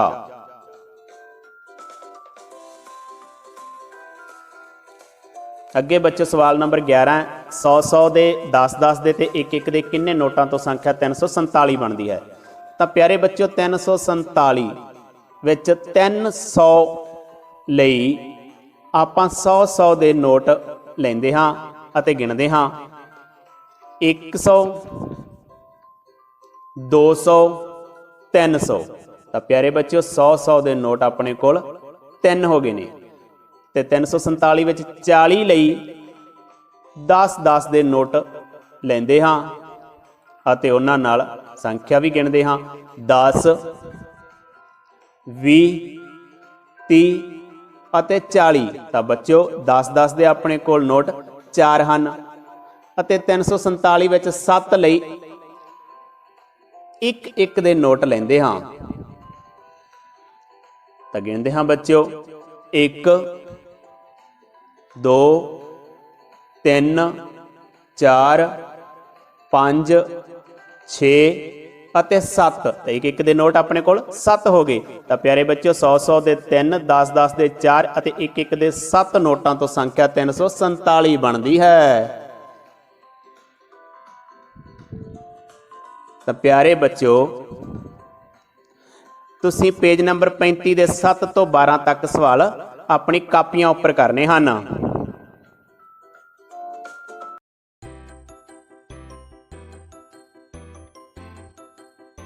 Hello children, today we are going to learn about the use of A and an. the topic is given on page number 17 in your textbook. Let's learn. Look at the pictures. How many balloons are there? Yes? 3 balloons. How many trees are there? 2 trees. How many boats are there? Yes, 1 boat. 1 boat. But we will not write 1 boat. We will write a boat. Here, A stands for 1 or single. 1 boat, a boat. 1 cake, a cake. 2 birds. How many flowers are there? Yes, there are 4 flowers. 1 kite? No. A kite. 1 elephant. A elephant. A elephant? Is it correct? No. This is incorrect. A elephant is incorrect. Why is it so? Let's learn about it. In English alphabet, there are 26 letters from A to Z. These are 26 letters where A, E, I, O and U. These are vowels. These are vowels and they are 5 in number. Whereas the remaining letters, these are consonants and they are 21 in number. For vowels A, E, I, O and U, we use an. And for consonants, we use A. Let's take some examples. Here, a boat, a cake, a flower, a leaf. All these words are beginning with consonant sound. B, K, F and L. Whereas the word elephant, it is beginning with a vowel sound. A. That's why A is incorrect. And we will use an. An elephant. An ice cream. An umbrella. An orange. All these words are beginning with a vowel sound. But when 2 in number, we will not write an umbrellas. No, it's wrong. We will write 2 umbrellas. We will not use an. 2 in number, 2 umbrellas. 2 apples. Then we will write 2 apples, not an apples. Okay? When the object is singular or 1 in number, we use A for consonant sound and an for vowel sound. Children, I hope you have understood the use of A and an. Now it's time for your homework. And your homework is you have to write A or an before these words. And these words are ball, owl, ice cream, eagle, tiger, onion, banana and queen. That's all for today. Keep learning. Thank you. ਪਿਆਰੇ ਵਿਦਿਆਰਥੀਓ, ਜਮਾਤ ਚੌਥੀ ਵਿਸ਼ਾ ਪੰਜਾਬੀ ਤਹਿਤ ਅੱਜ ਆਪਾਂ ਕਵਿਤਾ ਗੁਟਰਗੂ ਪੜਾਂਗੇ। ਬੱਚਿਓ, ਜੇਕਰ ਅਸੀਂ ਕਿਸੇ ਵੀ ਕਵਿਤਾ ਨੂੰ ਗਾ ਕੇ ਪੜ੍ਹੀਏ ਤਾਂ ਉਹ ਹੋਰ ਵੀ ਮਾਣਨਯੋਗ ਅਤੇ ਆਨੰਦਮਈ ਬਣ ਜਾਂਦੀ ਹੈ। ਮੈਨੂੰ ਪਤਾ ਹੈ ਕਿ ਤੁਹਾਨੂੰ ਇਹ ਕਵਿਤਾ ਗਾਉਣ ਦੇ ਕਈ ਢੰਗ ਆਉਂਦੇ ਹਨ, ਪਰ ਅੱਜ ਮੈਂ ਤੁਹਾਨੂੰ ਇਹ ਕਵਿਤਾ ਗਾਉਣ ਦਾ ਇੱਕ ਨਵਾਂ ਢੰਗ ਦੱਸਾਂਗਾ। ਸੋ ਤੁਸੀਂ ਸਾਰਿਆਂ ਨੇ ਮੇਰੇ ਨਾਲ ਨਾਲ ਗਾਉਣਾ ਹੈ। ਆਓ ਆਪਾਂ ਇਸ ਕਵਿਤਾ ਦਾ ਆਨੰਦ ਮਾਣਦੇ ਹਾਂ। ਗੁਟੇਰਗੂ ਗੁਟੇਰਗੂ ਗੁਟੇਰਗੂ ਗੁਟੇਰਗੂ ਗੁਟੇਰਗੂ ਗੁਟੇਰਗੂ ਗੁਟੇਰਗੂ ਗੁਟੇਰਗੂ ਲੋਕ ਕਹਿਣ ਮੈਨੂੰ ਚੀਨਾ ਗੋਲਾ ਰੰਗ ਬਰੰਗਾ ਬੁੱਝ ਲੈ ਤੂੰ। ਲੋਕ ਕਹਿਣ ਮੈਨੂੰ ਚੀਨਾ ਗੋਲਾ ਰੰਗ ਬਰੰਗਾ ਬੁੱਝ ਲੈ ਤੂੰ। ਗੁਟੇਰਗੂ ਗੁਟੇਰਗੂ ਗੁਟੇਰਗੂ ਗੁਟੇਰਗੂ ਖੰਭ ਨੇ ਮੇਰੇ ਰੰਗ ਬਰੰਗੇ ਚਿੱਟੇ ਕਾਲੇ ਲੱਗਦੇ ਚੰਗੇ। ਖੰਭ ਨੇ ਮੇਰੇ ਰੰਗ ਬਰੰਗੇ ਚਿੱਟੇ ਕਾਲੇ ਲੱਗਦੇ ਚੰਗੇ। ਲਾਲ ਬਿੰਦਾ ਤੇ ਲੋਟਣ ਗੋਲਾ ਕਿੰਨੇ ਹੀ ਮੇਰੇ ਨਾਂ ਨੇ ਊ। ਲਾਲ ਬਿੰਦਾ ਤੇ ਲੋਟਣ ਗੋਲਾ ਕਿੰਨੇ ਹੀ ਮੇਰੇ ਨਾਂ ਨੇ ਊ। ਗੁਟੇਰਗੂ ਗੁਟੇਰਗੂ ਗੁਟੇਰਗੂ ਗੁਟੇਰਗੂ ਗੁਟੇਰਗੂ ਗੁਟੇਰਗੂ ਗੁਟੇਰਗੂ ਗੁਟੇਰਗੂ ਮੌਜਾਂ ਨਾਲ ਮੈਂ ਚੁਗਦਾ ਦਾਣੇ ਚੋਗਾ ਜਦ ਵੀ ਪਾਉਣ ਨਿਆਣੇ। ਮੌਜਾਂ ਨਾਲ ਮੈਂ ਚੁਗਦਾ ਦਾਣੇ ਚੋਗਾ ਜਦ ਵੀ ਪਾਉਣ ਨਿਆਣੇ। ਤੋਤਲਿਆਂ ਨਾਲ ਗੱਲਾਂ ਕਰਦਾ ਚੋਗੇ ਵੱਲ ਵੀ ਰੱਖਦਾ ਮੂੰਹ। ਤੋਤਲਿਆਂ ਨਾਲ ਗੱਲਾਂ ਕਰਦਾ ਚੋਗੇ ਵੱਲ ਵੀ ਰੱਖਦਾ ਮੂੰਹ। ਗੁਟੇਰਗੂ ਗੁਟੇਰਗੂ ਗੁਟੇਰਗੂ ਗੁਟੇਰਗੂ ਗੁਟੇਰਗੂ ਗੁਟੇਰਗੂ ਗੁਟੇਰਗੂ ਗੁਟੇਰਗੂ ਅੰਬਰੀ ਜਦੋਂ ਉਡਾਰੀ ਲਾਵਾਂ ਬੱਦਲਾਂ ਤੋਂ ਉੱਚਾ ਉੱਡ ਜਾਵਾਂ। ਅੰਬਰੀ ਜਦੋਂ ਉਡਾਰੀ ਲਾਵਾਂ ਬੱਦਲਾਂ ਤੋਂ ਉੱਚਾ ਉੱਡ ਜਾਵਾਂ। ਕਰਦਾ ਮੈਂ ਰਾਹ ਨਹੀਂ ਭੁੱਲਦਾ ਮੁੜਿਆਵਾਂ ਆਥਣ ਨੂੰ। ਕਰਦਾ ਮੈਂ ਰਾਹ ਨਹੀਂ ਭੁੱਲਦਾ ਮੁੜਿਆਵਾਂ ਆਥਣ ਨੂੰ। ਗੁਟੇਰਗੂ ਗੁਟੇਰਗੂ ਗੁਟੇਰਗੂ ਗੁਟੇਰਗੂ ਗੁਟੇਰਗੂ ਗੁਟੇਰਗੂ ਗੁਟੇਰਗੂ ਗੁਟੇਰਗੂ ਕਦੇ ਕਿਸੇ ਢੋਲ ਦੀ ਚਿੱਠੀ ਮਰਗ ਵਿਆਹ ਦੀ ਕੌੜੀ ਮਿੱਠੀ। ਕਦੇ ਕਿਸੇ ਢੋਲ ਦੀ ਚਿੱਠੀ ਮਰਗ ਵਿਆਹ ਦੀ ਕੌੜੀ ਮਿੱਠੀ। ਖਬਰਾਂ ਮੈਂ ਹੀ ਪਹੁੰਚਾਉਂਦਾ ਸੀ ਕਦੇ ਨਾ ਕਰਦਾ ਚੂੰ ਚਾਚੂ। ਖਬਰਾਂ ਮੈਂ ਹੀ ਪਹੁੰਚਾਉਂਦਾ ਸੀ ਕਦੇ ਨਾ ਕਰਦਾ ਚੂੰ ਚਾਚੂ। ਗੁਟੇਰਗੂ ਗੁਟੇਰਗੂ ਗੁਟੇਰਗੂ ਗੁਟੇਰਗੂ ਗੁਟੇਰਗੂ ਗੁਟੇਰਗੂ ਗੁਟੇਰਗੂ ਗੁਟੇਰਗੂ ਮੈਂ ਗਾਵਾਂ ਗੀਤ ਅਮਨ ਦਾ ਭਲਾ ਲੋੜਦਾ ਸਭਨਾਂ ਦਾ। ਮੈਂ ਗਾਵਾਂ ਗੀਤ ਅਮਨ ਦਾ ਭਲਾ ਲੋੜਦਾ ਸਭਨਾਂ ਦਾ। ਰਲ ਕੇ ਰਹਿਣਾ ਮੈਥੋਂ ਸਿੱਖੋ ਮਨ ਚੋਂ ਕੱਢੋ ਨਫ਼ਰਤ ਨੂੰ। ਰਲ ਕੇ ਰਹਿਣਾ ਮੈਥੋਂ ਸਿੱਖੋ ਮਨ ਚੋਂ ਕੱਢੋ ਨਫ਼ਰਤ ਨੂੰ।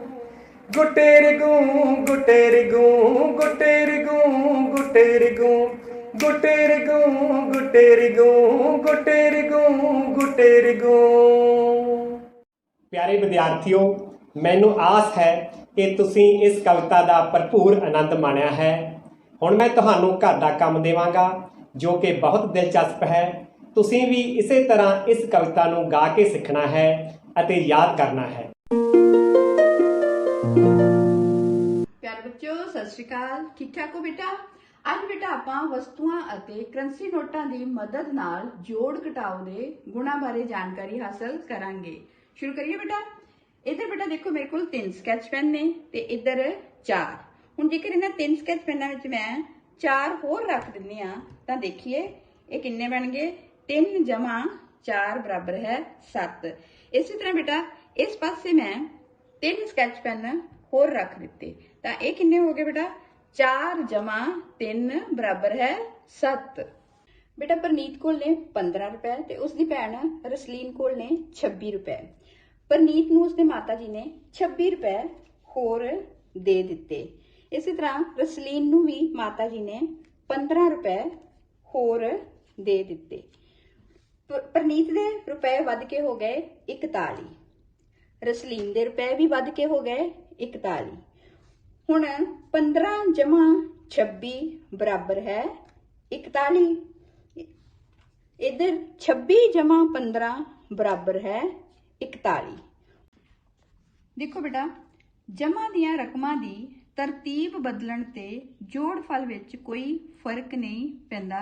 इधर देखिए बेटा 15 इधर पहला है ते इधर 15 बाद विच है, लेकिन जोड़फल भी बराबर ही है।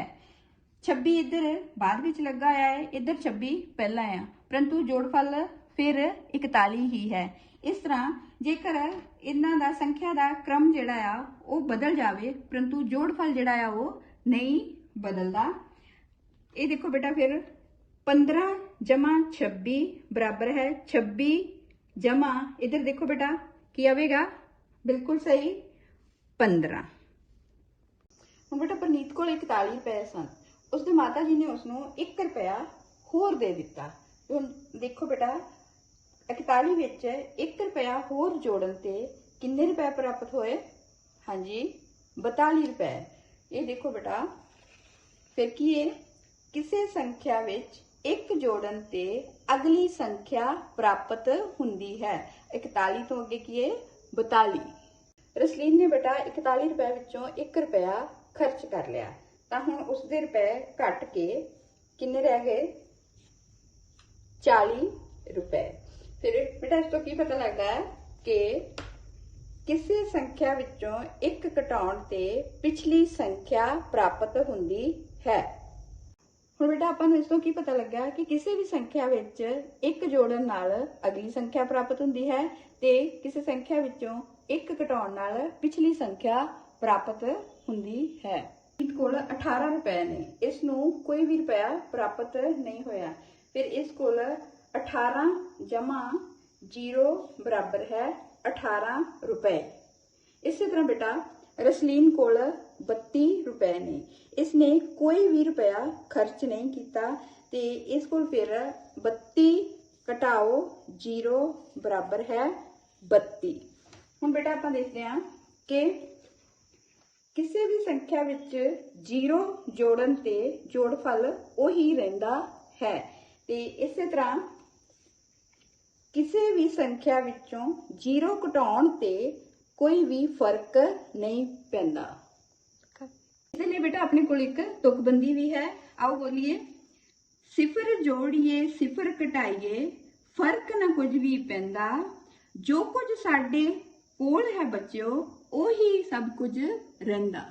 बेटा परनीत कोल 18 रुपए ने, ये 18 रुपए उसने अपनी भैन रसलीन नूं दे दिते। ਹੁਣ ਪ੍ਰਨੀਤ ਕੋਲ 1 ਵੀ ਰੁਪਇਆ ਨਹੀਂ ਬਚਿਆ। ਇਹਨੂੰ ਆਪਾਂ ਦੇਖੀਏ ਬੇਟਾ 18 ਵਿੱਚੋਂ 18 ਘਟਾਉਣ ਤੇ ਬਰਾਬਰ ਹੈ 0। ਇਸ ਦਾ ਮਤਲਬ ਇਹ ਹੈ ਬੇਟਾ ਕਿ ਸੰਖਿਆ ਵਿੱਚੋਂ ਉਹੀ ਸੰਖਿਆ ਘਟਾਉਣ ਤੇ 0 ਪ੍ਰਾਪਤ ਹੁੰਦੀ ਹੈ। ਹੁਣ ਬੇਟਾ ਘਰ ਦੇ ਕੰਮ ਵਿੱਚ ਤੁਸੀਂ ਅਧਿਆਇ 2 ਦੇ ਪੰਨਾ ਨੰਬਰ 35 ਤੇ ਦੁਹਰਾਈ ਦਾ ਸਵਾਲ 2 ਖਾਲੀ ਸਥਾਨ ਭਰੋ ਦਾ हिस्से A, B, E, H ਅਤੇ K ਆਪਣੀਆਂ ਕਾਪੀਆਂ ਤੇ ਜਿਵੇਂ ਸਮਝਾਇਆ ਆ ਇਸੇ ਤਰ੍ਹਾਂ ਹੀ ਕਰਨੇ ਨੇ। ਅੱਜ ਦੇ ਲਈ ਇੰਨਾ ਹੀ, ਧੰਨਵਾਦ। Dear students, today we are going to do a very interesting activity to understand the pronouns. Okay? Look here. This is home of he, this is home of she, and this is home of it. Now let's see who can go inside the home of he. A boy, a man, an old man. Okay? Now let's see who can go inside the home of she. a girl, a woman, an old woman. Okay? Now let's see who can go inside the home of it. A thing, an animal, a bird, a place. Okay? Now students, look here. There are so many pictures. Picture of a doctor, of a school. There is picture of a lion, of a nurse. Now we will see who will go to which house. Okay? Let's start. Students, let's see who has come. Look here. A woman. A woman will go to the home of? Yes, she. Who's next? Look here. An old man. An old man will go to the home of? He. Right? Next. A pencil. Students, a pencil is a thing. So it will go to the home of? It. Right? Who's next? Look here. An old woman. An old woman will go to the home of? She. Right? Let's see who's next. A man. A man will go to the home of? Yes, tell me. Okay, to the home of? He. Who's next? Nurse. Students, nurse will go to the home of? She. Right? Next. Students, look here. School. School is a place, so it will go to the home of? It. Right? Let's see who's next. A doctor. A doctor? He is a man, so he will go to the home of? He. Right? Now what's next? Who has come? A lion. Students, a lion is an animal, so it will go to the home of? It. Right? Who has come now? A girl. A girl will go to the home of? She. Right? Now, who has come? A sparrow. Students, sparrow is a bird. So, it will go to the home of? It. Right? Now, who has come? A boy. Students, a boy is a? Students, boy will go to the home of? He. Okay?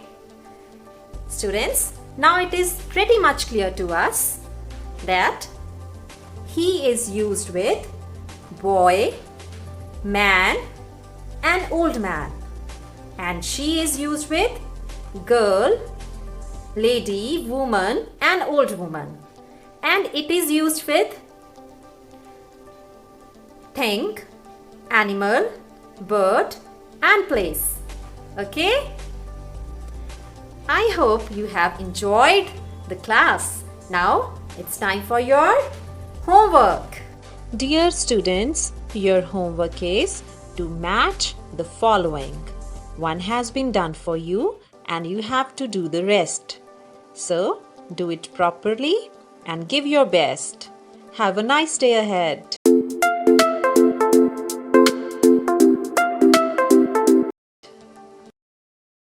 प्यारे बच्चों, अब तक हम क वर्ग क, ख, ग, घ, ङ, च वर्ग च, छ, ज, झ, ञ और ट वर्ग ट, ठ, ड, ढ, ण सीख चुके हैं। तो आज हम अगला वर्ग जिसे हम त वर्ग कहते हैं वह सीखेंगे। जैसे हमने पहले जाना कि कुछ वर्ण जो हैं वो कंठ से बोले जाते हैं, कुछ हमारी जीवा तालु को छूती है, उसी प्रकार से जो आज के वर्ण हैं उसमें हमारे दंत हैं, जो दांत वह हमारी मदद करते हैं। तो एक बार फिर से मेरे साथ बोल के देखिए। त, तो आपकी जो जीवा है वो आपके ऊपर वाले दांतों को छूती है। तो चलिए एक बार मेरे साथ पांचों वर्ण बोलेंगे। त, थ, द, ध, न। चलिए अब हम इन्हें विस्तार से पढ़ते हैं। तो हमारा पहला वर्ण है त। त से तरबूज, बाहर से हरा अंदर से लाल। त से तरबूज। त से तलवार। त से तोता, डाल पे बैठा है। त से तकिया। त से तराजू। तो प्यारे बच्चों, यह था हमारा वर्ण त। त से तरबूज लाल ही लाल, खाओ मिलकर बाल गोपाल। हमारा अगला वर्ण है थ। थ से थर्मस, जो गर्म तरल को गर्म और ठंडे तरल को ठंडा रखती है। तो थ से थन। थ से थाल। थ से थाली। थ से थर्मामीटर, डॉक्टर लगाता है ना जब आपको बुखार आता है। तो ये था थ। थ से थर्मस आता काम, ठंडे गरम का देता आराम। हमारा अगला वर्ण है द। द से दर्जी, जो कपड़े सिलाई करता है। द से दाल। द से दही। द से दराज, मेज में होते हैं ना। द से दरवाजा। तो बच्चों, ये था वर्ण द। द से दर्जी मशीन चलाता, कपड़ों को है सिलता जाता। अगला वर्ण है ध। ध से धनुष, बाण चढ़ाकर चलाते हैं ना, धनुष। ध से धड़, सर के नीचे वाले हिस्से को धड़ कहा जाता है। ध से धागा। ध से धरती, जहाँ हम सब रहते हैं। ध से धोबी, जो कपड़े धोता है। तो प्यारे बच्चों, यह था हमारा वर्ण ध। तो ध से धनुष पर तीर चढ़ाया, राम ने रावण को मार गिराया। तो हमारा आज का 5वां वर्ण है न। न से नल, नल दे पानी, बच्चों कभी न करना शैतानी। न से नमक। न से नदी। न से नग, अंगूठी में लगे हुए हीरे को नग कहा जाता है। न से नगर। तो बच्चों, यह था हमारा वर्ण न। न से नल देता है पानी, प्यास बुझाए जिससे रानी। तो प्यारे बच्चों, आज हमने त वर्ग के वर्णों से शुरू होने वाले कुछ शब्द किए। तो आज के गृह कार्य में आप सबने भी त वर्ग के वर्णों से शुरू होने वाले लगभग 5 से 6 शब्दों को सोचना है और उनका अच्छे से उच्चारण करना है। तो चलिए एक बार फिर मेरे साथ त वर्ग के सभी वर्णों की दोहराई करें। त, थ, द, ध, न। फिर मिलेंगे। विषय पंजाबी, जमात 5वीं, पाठ नंबर 6। आओ रल मिल रुख लगाइए, पाठ विच आए औखे शब्दां दे अर्थ करिए। शब्द अर्थ। सांझा, खैर, शुद्ध, होंद, बहार, पौखौर, झक्खड़। शब्द सांझा, अर्थ हिस्सेदारियां। बच्चों, ਵੱਧ ਤੋਂ ਵੱਧ ਰੁੱਖ ਲਗਾਉਣ ਲਈ ਹਿੱਸੇਦਾਰੀਆਂ ਪਾਣੀਆਂ ਚਾਹੀਦੀਆਂ ਹਨ। खैर, भला। बच्चों, जिन्ने ज़्यादा रुख लगाए जाणगे उन्ना ही रुखां ते रहन वाले जीवां दा ਭਲਾ ਹੋਵੇਗਾ। ਉਹਨਾਂ ਨੂੰ ਰਹਿਣ ਲਈ ਘਰ ਮਿਲਣਗੇ। ਅਗਲਾ ਸ਼ਬਦ ਸ਼ੁੱਧ, ਅਰਥ ਸਾਫ਼। ਬੱਚਿਓ, ਆਪਾਂ ਕਵਿਤਾ ਵਿੱਚ ਪੜ੍ਹਿਆ ਹੈ ਕਿ ਰੁੱਖ ਹੀ ਸ਼ੁੱਧ ਹਵਾ ਦਿੰਦੇ ਹਨ, ਜੜੀ ਬੂਟੀਆਂ ਫਲ ਦਿੰਦੇ ਹਨ। ਜਿੰਨੇ ਜ਼ਿਆਦਾ ਰੁੱਖ ਹੋਣਗੇ, ਵਾਤਾਵਰਨ ਵਿੱਚ ਓਨੀ ਹੀ ਹਵਾ ਸਾਫ਼ ਹੋਵੇਗੀ। ਅਗਲਾ ਸ਼ਬਦ ਹੋਂਦ, ਅਰਥ ਮੌਜੂਦ ਹੋਣਾ। ਰੁੱਖਾਂ ਦਾ ਮੌਜੂਦ ਹੋਣਾ ਬਹੁਤ ਜ਼ਰੂਰੀ ਹੈ, ਕਿਉਂਕਿ ਰੁੱਖ ਮੀਂਹ, ਧੁੱਪ, ਝੱਖੜ ਤੋਂ ਬਚਾਉਂਦੇ ਹਨ ਤੇ ਆਪਾਂ ਨੂੰ ਇਹਨਾਂ ਦੀ ਹੋਂਦ ਬਚਾਉਣੀ ਚਾਹੀਦੀ ਹੈ। ਅਗਲਾ ਸ਼ਬਦ ਬਹਾਰ, ਅਰਥ ਖੁਸ਼ੀ। ਹਰੇ ਭਰੇ ਰੁੱਖਾਂ ਨੂੰ ਦੇਖ ਕੇ ਵੱਖਰੀ ਖੁਸ਼ੀ ਮਿਲਦੀ ਹੈ। ਬਹਾਰ ਤੋਂ ਭਾਵ ਚਾਰੇ ਪਾਸੇ ਹਰਿਆਲੀ ਦਾ ਹੋਣਾ ਹੈ। ਅਗਲਾ ਸ਼ਬਦ ਭੌਂਖੋਰ, ਅਰਥ ਮਿੱਟੀ ਦਾ ਖੁਰਨਾ। ਬੱਚਿਓ, ਜਦੋਂ ਬਹੁਤ ਤੇਜ਼ ਮੀਂਹ ਪੈਂਦਾ ਹੈ ਤਾਂ ਜਿਸ ਜਗ੍ਹਾ ਤੇ ਦਰਖਤ ਘੱਟ ਹੁੰਦੇ ਹਨ, ਤੇਜ਼ ਮੀਂਹ ਪੈਣ ਨਾਲ ਮਿੱਟੀ ਖੁਰਨ ਲੱਗ ਪੈਂਦੀ ਹੈ। ਉਸ ਨੂੰ ਭੌਂਖੋਰ ਕਹਿੰਦੇ ਹਨ। ਅਗਲਾ ਸ਼ਬਦ ਝੱਖੜ, ਅਰਥ ਤੇਜ਼ ਹਵਾਵਾਂ। ਬੱਚਿਓ, ਝੱਖੜ ਤੋਂ ਭਾਵ ਬਹੁਤ ਤੇਜ਼ ਹਵਾ ਤੋਂ ਹੈ। ਇੱਕ ਬਹੁਤ ਤੇਜ਼ ਹਵਾ ਜਿਹੜੀ ਇੱਕ ਲਹਿਰ ਦੇ ਨਾਲ ਤੇਜ਼ੀ ਨਾਲ ਚੱਲਦੀ ਹੈ ਅਤੇ ਬਹੁਤ ਸਾਰੇ ਨੁਕਸਾਨ ਦਾ ਕਾਰਨ ਬਣਦੀ ਹੈ। ਉਸ ਨੂੰ ਝੱਖੜ ਕਹਿੰਦੇ ਹਨ।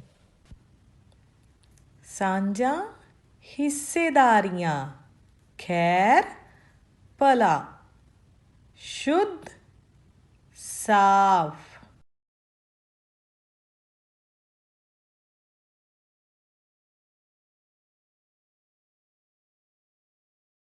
ਹੋਂਦ ਮੌਜੂਦ ਹੋਣਾ, ਬਹਾਰ ਖੁਸ਼ੀ, ਭੌਂਖੋਰ ਮਿੱਟੀ ਦਾ ਖੁਰਨਾ, ਝੱਖੜ ਤੇਜ਼ ਹਵਾਵਾਂ। ਦੇ ਅਰਥ ਸੋਹਣੇ ਕਰਕੇ ਆਪਣੀ ਕਾਪੀ ਵਿੱਚ ਲਿਖਣੇ ਹਨ ਅਤੇ ਯਾਦ ਕਰਨੇ ਹਨ।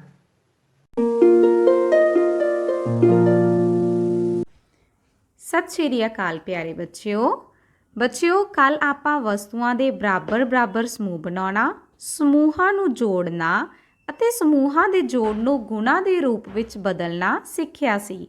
ਅੱਜ ਆਪਾਂ ਪਹਾੜੇ ਨੂੰ ਬਣਾਉਣਾ ਤੇ ਯਾਦ ਕਰਨਾ ਸਿੱਖਾਂਗੇ। ਦੇਖੋ ਬੱਚਿਓ, ਤੁਹਾਨੂੰ ਕੀ ਨਜ਼ਰ ਆ ਰਿਹਾ ਹੈ? ਲੰਬੀਆਂ ਤੀਲੀਆਂ। ਹਾਂਜੀ, ਦੇਖੋ ਕਿੰਨੀਆਂ ਹਨ? 1 2 3 4 5 6 7 ਲੰਬੀਆਂ ਤੀਲੀਆਂ। ਬੱਚਿਓ ਦੇਖੋ, ਜੇ ਆਪਾਂ ਇਸ ਤੇ ਇੱਕ ਲੇਟਵੀਂ ਤੀਲੀ ਰੱਖਦੇ ਹਾਂ ਤਾਂ ਇਹ ਤੀਲੀਆਂ ਆਪਸ ਵਿੱਚ ਮਿਲ ਰਹੀਆਂ ਹਨ ਤੇ ਜਿੱਥੇ ਇਹ ਇੱਕ ਦੂਜੇ ਨਾਲ ਮਿਲ ਰਹੀਆਂ ਹਨ ਉਸ ਨੂੰ ਬੋਲਦੇ ਹਾਂ ਕਾਟ ਬਿੰਦੂ। ਤੇ ਆਓ ਇਹਨਾਂ ਕਾਟ ਬਿੰਦੂਆਂ ਤੇ ਬਿੰਦੀਆਂ ਲਗਾਈਏ। ਦੇਖੋ ਸਾਰੇ ਬੱਚੇ, 1 2 3 4 5 6 7 ਬਿੰਦੀਆਂ। ਤਾਂ ਦੇਖੋ ਬੱਚਿਓ, ਇਹਨਾਂ ਨੂੰ ਪਹਾੜੇ ਦੇ ਰੂਪ ਵਿੱਚ ਇਸ ਤਰ੍ਹਾਂ ਯਾਦ ਕਰਦੇ ਹਾਂ। 7 1 7। ਪਿਆਰੇ ਬੱਚਿਓ, ਇੱਕ ਹੋਰ ਲੇਟਵੀਂ ਤੀਲੀ ਆ ਗਈ। ਤਾਂ ਦੇਖੋ, ਪਹਿਲਾਂ ਕਾਟ ਬਿੰਦੂ ਕਿੰਨੇ ਸਨ? 7। 2 ਲੇਟਵੀਆਂ ਤੀਲੀਆਂ ਨੇ ਤਾਂ 7 ਹੋਰ ਕਾਟ ਬਿੰਦੂ ਆ ਗਏ। ਤਾਂ ਦੇਖੋ ਕਿੰਨੇ ਕਾਟ ਬਿੰਦੂ ਹੋ ਗਏ? 14। 7 ਦੂਣੀ 14। ਪਿਆਰੇ ਬੱਚਿਓ, ਇੱਕ ਹੋਰ ਲੇਟਵੀਂ ਤੀਲੀ ਆ ਗਈ। ਤਾਂ ਦੇਖੋ, ਪਹਿਲਾ ਕਾਟ ਬਿੰਦੂ 14 ਸਨ। ਇੱਕ ਹੋਰ ਲੇਟਵੀਂ ਤੀਲੀ ਤੇ 7 ਹੋਰ ਕਾਟ ਬਿੰਦੂ ਆ ਗਏ ਤਾਂ ਹੋ ਗਏ 21। 7 ਤੀਆ 21। ਦੇਖੋ ਬੱਚਿਓ, ਇੱਕ ਹੋਰ ਲੇਟਵੀਂ ਤੀਲੀ ਆ ਗਈ। ਪਹਿਲਾ ਕਾਟ ਬਿੰਦੂ ਕਿੰਨੇ ਸਨ? 21। ਇੱਕ ਹੋਰ ਲੇਟਵੀਂ ਤੀਲੀ ਤੇ 7 ਹੋਰ ਕਾਟ ਬਿੰਦੂ ਹੋ ਗਏ 28। 7 ਚੌਕਾ 28। ਹਾਂਜੀ ਬੱਚਿਓ, ਇੱਕ ਹੋਰ ਲੇਟਵੀਂ ਤੀਲੀ ਆ ਗਈ। ਤਾਂ ਦੇਖੋ, ਪਹਿਲਾ ਕਾਟ ਬਿੰਦੂ 28 ਸਨ। ਇੱਕ ਹੋਰ ਲੇਟਵੀਂ ਤੀਲੀ ਤੇ 7 ਹੋਰ ਕਾਟ ਬਿੰਦੂ ਤਾਂ ਸਾਰੇ ਕਾਟ ਬਿੰਦੂ ਹੋ ਗਏ ਹਾਂਜੀ 35। 7 5 35। ਦੇਖੋ ਬੱਚਿਓ, ਕਾਟ ਬਿੰਦੂ ਹਨ 35। ਇੱਕ ਹੋਰ ਲੇਟਵੀਂ ਤੀਲੀ ਆ ਗਈ। 7 ਹੋਰ ਕਾਟ ਬਿੰਦੂ ਆ ਗਏ। ਪਹਿਲਾ ਕਾਟ ਬਿੰਦੂ ਕਿੰਨੇ ਸਨ? 35। 7 ਹੋਰ ਆ ਗਏ, ਹੋ ਗਏ ਹਾਂਜੀ 42। ਕਾਟ ਬਿੰਦੂ 42। 7 6 42। ਦੇਖੋ ਬੱਚਿਓ, ਇੱਕ ਹੋਰ ਲੇਟਵੀਂ ਤੀਲੀ ਆ ਗਈ। ਪਹਿਲਾ ਕਾਟ ਬਿੰਦੂ ਸਨ 42। ਇੱਕ ਹੋਰ ਲੇਟਵੀਂ ਤੀਲੀ ਤੇ 7 ਹੋਰ ਕਾਟ ਬਿੰਦੂ ਤਾਂ ਸਾਰੇ ਕਾਟ ਬਿੰਦੂ ਦੇਖੋ ਕਿੰਨੇ ਹੋ ਗਏ 49। 7 7 49। ਦੇਖੋ ਬੱਚਿਓ, ਇੱਕ ਹੋਰ ਲੇਟਵੀਂ ਤੀਲੀ ਆ ਗਈ। ਕਾਟ ਬਿੰਦੂ ਪਹਿਲਾਂ 49 ਸਨ। 7 ਹੋਰ ਕਾਟ ਬਿੰਦੂ ਆ ਗਏ ਤਾਂ ਦੇਖੋ ਸਾਰੇ ਕਾਟ ਬਿੰਦੂ ਕਿੰਨੇ ਹੋ ਗਏ? ਹਾਂਜੀ 56। 7 8 56। ਇੱਕ ਹੋਰ ਲੇਟਵੀਂ ਤੀਲੀ। ਪਹਿਲਾਂ 8 ਲੇਟਵੀਆਂ ਤੀਲੀਆਂ ਸੀ, ਇੱਕ ਹੋਰ ਆ ਗਈ, ਹੋ ਗਈਆਂ 9 ਤੀਲੀਆਂ। ਹਾਂਜੀ, ਪਹਿਲਾਂ 56 ਸੀ ਸਾਡੇ ਕੋਲ ਕਾਟ ਬਿੰਦੂ। 7 ਹੋਰ ਕਾਟ ਬਿੰਦੂ ਆ ਗਏ ਤਾਂ ਦੇਖੋ ਸਾਰੇ ਕਾਟ ਬਿੰਦੂ ਹੋ ਗਏ 63। 7 9 63। ਬੱਚਿਓ ਦੇਖੋ, ਇੱਕ ਹੋਰ ਲੇਟਵੀਂ ਤੀਲੀ ਆ ਗਈ। ਪਹਿਲਾਂ 9 ਲੇਟਵੀਆਂ ਤੀਲੀਆਂ ਸੀ, ਇੱਕ ਹੋਰ ਹੋ ਗਈਆਂ 10। ਦੇਖੋ ਬੱਚਿਓ, ਪਹਿਲਾਂ 63 ਕਾਟ ਬਿੰਦੂ ਸੀ, 7 ਹੋਰ ਕਾਟ ਬਿੰਦੂ ਆ ਗਏ ਤਾਂ ਦੇਖੋ ਸਾਰੇ ਕਾਟ ਬਿੰਦੂ ਹੋ ਗਏ 70। 7 ਦਾਇਆ 70। ਪਿਆਰੇ ਬੱਚਿਓ, ਘਰ ਦੇ ਵਿੱਚ ਵੀ ਤੁਸੀਂ ਇਸੇ ਤਰ੍ਹਾਂ ਤੀਲੀਆਂ ਨੂੰ ਇਕੱਠਾ ਕਰਨਾ ਹੈ ਤੇ ਉਹਨਾਂ ਤੋਂ ਪਹਾੜੇ ਨੂੰ ਬਣਾਉਣਾ ਹੈ ਤੇ ਫਿਰ ਪਹਾੜੇ ਨੂੰ ਇਸ ਤਰ੍ਹਾਂ ਯਾਦ ਕਰਦਿਆਂ ਹੋਇਆਂ ਕਾਪੀਆਂ ਤੇ ਲਿਖਣਾ ਹੈ। ਧੰਨਵਾਦ।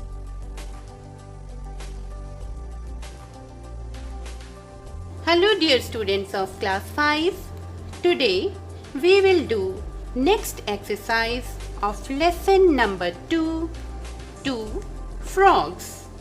We will learn to make sentences using the given words. So let's start. First word is pond. Here is the picture of a pond. Look how beautiful it is. So we can write a sentence. This pond is beautiful. This pond is beautiful. I repeat, this pond is beautiful. Isn't it easy? Okay. Next word is calm. The meaning of calm is peaceful or quiet. Look at this picture. It is a calm place without any noise. Okay? So, the sentence is, this place is cool and calm. This place is cool and calm. Next word is building. I hope all of you know what a building is. Good. Here, what can you see? This is a tall building. And the sentence is, the building is tall. The building is tall. The sentence of building is, the building is tall. Now, moving forwards, next word is litter. Look at the picture. Litter means rubbish like paper, cans, bottles, wrappers, etc. Dear children, is it right to litter in open? No, it is wrong. Always use dustbin. Okay? Now, the sentence is, do not litter. Do not litter. Isn't it quite easy? Okay. Last word is healthy. Look, this boy is fit and healthy. You know, we remain healthy by eating good food. We should drink lots of water and milk. Drink milk daily. Milk keeps us healthy. And the sentence is, milk keeps us healthy. I repeat, milk keeps us healthy. Hope you have understood the concept. Now, your homework is, make sentences using the given words. And the words are frog, tree, home, happy and clean. Thank you. प्यारे बच्चों, आज हम करेंगे कक्षा 5वीं पाठ 3 आत्मविश्वास। अब तक हम पाठ पढ़ चुके हैं, पाठ का अभ्यास किया है। आज हम पाठ के अभ्यास के अंतर्गत करेंगे रचनात्मक अभिव्यक्ति। रचनात्मक अभिव्यक्ति कुछ तस्वीरें देखकर शब्दों की सहायता से वाक्यों को पूरा करेंगे। रचनात्मक अभिव्यक्ति करने के लिए हम एक कहानी की सहायता लेते हैं। तो चलो आओ देखते हैं ये कहानी। किशनपुर गांव में मोहन अपने परिवार के साथ रहता था। मोहन की 2 बेटियां थी। उसकी एक बेटी पढ़ने में होशियार थी तो दूसरी बेटी खेलों में अव्वल आती थी। एक दिन मोहन अपनी बेटियों के साथ बाजार जा रहा था तो एक सड़क हादसा हो गया। इस हादसे में मोहन बाजू से, एक बेटी आंखों से, दूसरी बेटी पैर से अपाहिज हो गई। एक दिन मोहन और उसकी बेटियां तालाब किनारे खड़े थे। तभी वहां एक मछली आई और उन्हें मछली ने एक मोती दिया। मोती पाकर मोहन और उसकी बेटियां बहुत खुश हुए। अब वे पहले की तरह अपना काम करने लगे। अचानक एक दिन वह मोती उनसे कहीं गुम हो गया। अब वे सोचने लगे कि बिना मोती अब वे अपना काम नहीं कर पाएंगे। मोहन अपनी बेटियों के साथ दोबारा उसी तालाब के पास गया और मछली को सारी बात बताई। मछली हंसकर बोली, जो मोती मैंने आप लोगों को दिया था वह तो एक साधारण मोती था, कोई चमत्कारी मोती नहीं। जो आप अपना काम कर रहे थे वो आप मोती के कारण नहीं बल्कि अपने आत्मविश्वास के कारण कर रहे थे। जिस मोती को आप ढूंढ रहे हैं वह मोती आत्मविश्वास के रूप में हम सबके अंदर है। बस ज़रूरत है हमें अपने आत्मविश्वास रूपी मोती को पहचानने की। बच्चों, अब हम करते हैं रचनात्मक अभिव्यक्ति। ये जो 3 तस्वीरें आपके सामने हैं इनको ध्यान से देखो। इन तस्वीरों को देखने के बाद वाक्यों को पूरा करेंगे। सबसे पहले हमारे पास 3 शब्द हैं, भार, पुस्तक, खेल। चित्र देखकर नीचे दिए गए शब्दों की सहायता से वाक्य पूरे करो। तो सबसे पहला वाक्य है, आत्मविश्वास के बल पर एक हाथ से अपाहिज व्यक्ति खाली स्थान उठा सकता है। तो इसमें क्या आना चाहिए? भार उठा सकता है, पुस्तक या खेल। अब देखिए जो तस्वीर हमने पहली दिखाई है, पहली तस्वीर के अंदर क्या है कि एक दूध वाला जो है दूध का ड्रम एक हाथ में उठाए हुए है, यानी कि भार उठाए हुए है। तो यहाँ क्या आ जाएगा? आत्मविश्वास के बल पर एक हाथ से अपाहिज व्यक्ति भार उठा सकता है। क्या उठा सकता है? भार उठा सकता है। उसके बाद दूसरा वाक्य है, अंधा व्यक्ति खाली स्थान पढ़ सकता है। अब भार तो आ गया पहले वाले में, अब 2 शब्द बचे हैं, पुस्तक और खेल। हमारी अगली जो तस्वीर है उस तस्वीर के अंदर एक लड़की जो कि देख नहीं सकती वो पढ़ रही है। तो हमारा अगला जो वाक्य है वो भी इसी तस्वीर से संबंधित है, जैसे अंधा व्यक्ति खाली स्थान पढ़ सकता है। तो पढ़ने के लिए हम किस चीज़ का इस्तेमाल करते हैं? पुस्तक का। जी हाँ, तो ये वाक्य पूरा हो जाएगा, अंधा व्यक्ति पुस्तक पढ़ सकता है। हमारी जो अगली तस्वीर है उस तस्वीर में हम देख रहे हैं कि एक अपाहिज लड़की जो कि पैर से अपाहिज है वो लड़की खेल रही है। तो हमारा जो अगला वाक्य है वो है, एक पैर से अपाहिज व्यक्ति खाली स्थान भी सकता है। तो हम इसके अंदर क्या करेंगे, जैसे इस तस्वीर में एक अपाहिज लड़की क्या कर रही है? खेल रही है।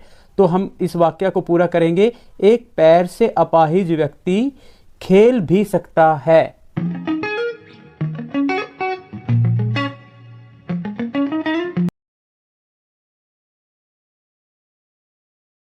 बहुत ही सत्कारयोग अध्यापक साहिबान ਅਤੇ ਪਿਆਰੇ ਵਿਦਿਆਰਥੀਓ, ਸਾਰਿਆਂ ਨੂੰ ਪਿਆਰ ਭਰੀ ਸਤਿ ਸ੍ਰੀ ਅਕਾਲ। ਹਾਂ ਬੇਟਾ, ਆਪਾਂ ਪੰਜਾਬੀ ਦੀ ਲਿਖਾਈ ਬਾਰੇ ਗੱਲ ਕਰਦੇ ਪਏ ਆਂ, ਔਰ ਜਿਹਦੇ ਵਿੱਚ ਮੈਂ ਤੁਹਾਨੂੰ ਕਿਹਾ ਸੀ ਵੀ ਸਾਨੂੰ ਗਿਣਤੀ ਦੇ 9 ਹੀ ਅੱਖਰ ਸਿੱਖਣੇ ਪੈਂਦੇ ਆ, ਕਿਉਂਕਿ 35 ਅੱਖਰਾਂ ਨੂੰ 9 ਸੈੱਟਾਂ ਵਿੱਚ ਵੰਡਿਆ ਹੋਇਆ ਔਰ ਹਰ ਸੈੱਟ ਦੇ ਅੱਖਰਾਂ ਦੀ ਬਣਤਰ ਹੈ ਜਿਹੜੀ ਰਲਦੀ ਮਿਲਦੀ ਹੈ। ਅੱਜ ਬੇਟਾ ਆਪਾਂ ਜਿਹੜੇ ਚੌਥੇ ਸੈੱਟ ਦੇ ਆਖਰੀ ਅੱਖਰ ਕੱਕਾ ਦੇ ਉੱਤੇ ਪਹੁੰਚ ਗਏ ਆਂ। ਅੱਖਰ ਕੱਕਾ ਦੀ ਬਣਤਰ ਬੇਟਾ ਧਿਆਨ ਨਾਲ ਦੇਖਣੀ ਆ ਤੁਸੀਂ ਵੀ ਅੱਖਰ ਕੱਕਾ ਦੀ ਬਣਤਰ ਅਸੀਂ ਕਿਸ ਤਰ੍ਹਾਂ ਬਣਾਉਣੀ ਹੈ। ਸਭ ਤੋਂ ਪਹਿਲਾਂ ਬੱਚੇ ਅਸੀਂ ਕੀ ਕਰਨਾ ਆ, ਜਿਸ ਤਰ੍ਹਾਂ ਸਭ ਤੋਂ ਉੱਪਰਲੇ ਪਾਸੇ ਨੂੰ ਅਸੀਂ ਇੱਕ ਰੇਖਾ ਅੰਦਾਜ਼ੇ ਨਾਲ ਜਿੰਨੀ ਅਸੀਂ ਅੱਖਰ ਦੀ ਚੌੜਾਈ ਰੱਖਣੀ ਆ ਉਸ ਹਿਸਾਬ ਦੇ ਨਾਲ ਅਸੀਂ ਇਹ ਰੇਖਾ ਲੈ ਲੈਣੀ ਆ। ਉਹਦੇ ਤੋਂ ਬਾਅਦ ਦੇ ਵਿੱਚ ਬੇਟਾ ਅਸੀਂ ਕੀ ਕਰਨਾ, ਇਧਰਲੇ ਪਾਸੇ ਥੋੜੀ ਜਿਹੀ ਰੇਖਾ ਛੱਡ ਕੇ ਇਸ ਬਿੰਦੂ ਤੋਂ ਸ਼ੁਰੂ ਕਰਦੇ ਹੋਏ ਅਸੀਂ ਇੱਥੋਂ ਹੇਠਲੇ ਪਾਸੇ ਨੂੰ ਆਵਾਂਗੇ। ਇਹਦੇ ਵਿੱਚ ਵੀ ਬੱਚੇ ਗੋਲਾਈ ਦਾ ਹੀ ਵਿਸ਼ੇਸ਼ ਧਿਆਨ ਰੱਖਣਾ, ਹੇਠਲੇ ਪਾਸਿਓਂ ਅਸੀਂ ਨਾਲ ਨਹੀਂ ਲਾਵਾਂਗੇ।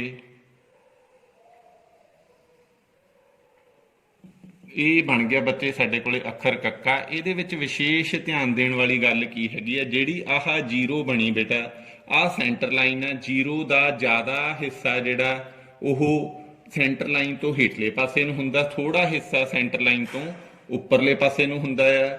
ਔਰ ਆਹ ਸਟਾਰਟਿੰਗ ਪੁਆਇੰਟ ਤੇ ਆਹ ਜਿਹੜਾ ਐਂਡ ਪੁਆਇੰਟ ਆ, ਇਹ ਲਗਭਗ ਇੱਕੋ ਸੇਧ ਦੇ ਵਿੱਚ ਹੁੰਦੇ ਆ ਬੇਟਾ। ਫੇਰ ਧਿਆਨ ਨਾਲ ਦੇਖ ਲਓ ਕਿਸ ਤਰ੍ਹਾਂ ਬਣਾਉਣਾ ਆਪਾਂ ਕੱਕਾ। ਆਹ ਪਹਿਲਾ ਸਟੈਪ ਬੇਟਾ। ਉਹਦੇ ਤੋਂ ਬਾਅਦ ਦੇ ਵਿੱਚ ਇਸ ਬਿੰਦੂ ਤੋਂ ਚੱਲਦੇ ਹੋਏ ਗੋਲਾਈ ਦਿੰਦੇ ਹੋਏ ਹੇਠਾਂ ਇੱਥੋਂ ਦੀ ਘੁੰਮ ਕੇ ਅਸੀਂ ਆਹ ਪੁਆਇੰਟ ਇਸ ਬਿੰਦੂ ਦੇ ਆ ਕੇ ਰੋਕ ਦੇਣਾ। ਇੱਥੋਂ ਬਿਲਕੁਲ ਥੋੜਾ ਜਿਹਾ ਫਰਕ ਰਹਿੰਦਾ ਆ, ਨਾਲ ਟੱਚ ਨਹੀਂ ਕਰਦਾ। ਇਸ ਗੱਲ ਦਾ ਤੁਸੀਂ ਵਿਸ਼ੇਸ਼ ਧਿਆਨ ਰੱਖਣਾ ਹੈ। ਸੋ ਬੇਟਾ ਇਹ ਸੀਗੀ ਅੱਖਰ ਕੱਕਾ ਦੀ ਬਣਤਰ। ਤੁਸੀਂ ਹੁਣ ਬੱਚਿਆਂ ਨੇ ਕੀ ਕਰਨਾ, ਇਹ ਚੌਥੇ ਸੈੱਟ ਦਾ ਆਖਰੀ ਅੱਖਰ ਸੀ ਕੱਕਾ। ਇਹਦੀ ਬਣਤਰ ਹੈ ਜਿਹੜੀ ਤੁਹਾਡੇ ਕੋਲੇ ਵਰਕਸ਼ੀਟ ਹੈ ਜਾਂ ਤੁਹਾਡੇ ਕੋਲ ਆਪਣੀਆਂ ਕਾਪੀਆਂ ਦੇ ਉੱਤੇ ਇਹਦੀ ਬਣਤਰ ਬਣਾ ਕੇ ਦੇਖ ਲੈਣੀ ਹੈ। ਸੋ ਇਹਦੇ ਨਾਲ ਹੀ ਸਾਡਾ ਚੌਥਾ ਸੈੱਟ ਵੀ ਕੰਪਲੀਟ ਹੋ ਗਿਆ। ਕੱਲ ਨੂੰ ਆਪਾਂ ਬੇਟਾ ਪੰਜਵੇਂ ਸੈੱਟ ਦੇ ਪਹਿਲਾ ਅੱਖਰ ਆ ਜਿਹੜਾ ਉਹਦੀ ਬਣਤਰ ਸਿੱਖਾਂਗੇ। ਤੁਹਾਡਾ ਬਹੁਤ ਬਹੁਤ ਧੰਨਵਾਦ।